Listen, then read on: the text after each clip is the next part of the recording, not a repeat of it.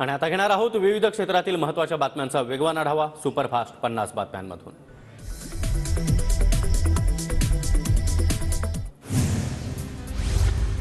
नाशिकच्या जागेसाठी शिंदे गटाची वर्षा निवासस्थानी बैठक। मुख्यमंत्री एकनाथ शिंदे यांची पदाधिकाऱ्यांसोबत तातडीची बैठक। खासदार हेमंत गोडसे, दादा भुसे यांची बैठकीला उपस्थिती।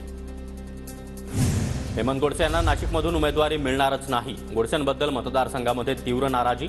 भाजपचे नेते दिनकर पाटलांची टीका।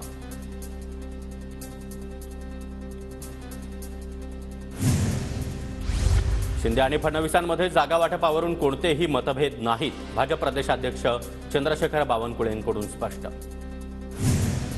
नाशिकमध्ये ठाकरे गटाचे नाराज उमेदवार विजय करंजकर सकल मराठा समाजाच्या बैठकीला उपस्थित। ठाकरे गटाकडून तिकीट कापल्यानंतर मराठा समाजाच्या बैठकीला हजेरी।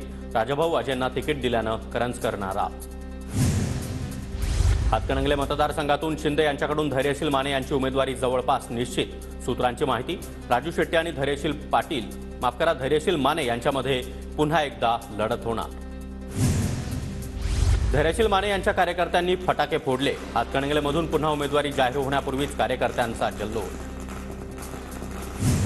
आमदार प्रकाश आवाडे यांचे पुत्र राहुल आवाडे हे देखील हातकणंगलेमधून अपक्ष उमेदवार राहणार।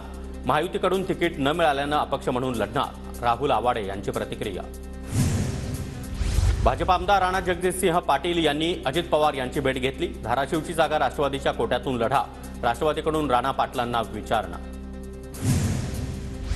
हातकणंगलेमध्ये राजू शेट्टी यांची प्रचाराला सुरुवात। राजू शेट्टी यांच्या विरोधामध्ये धैर्यशील माने त्याचबरोबर राहुल आवाडे लढणार। मतांचं विभाजन होणार, पण मीच निवडून येणार। प्रकाश आंबेडकर देखील मला पाठिंबाच देतील। राजू शेट्टींकडून विश्वास व्यक्त।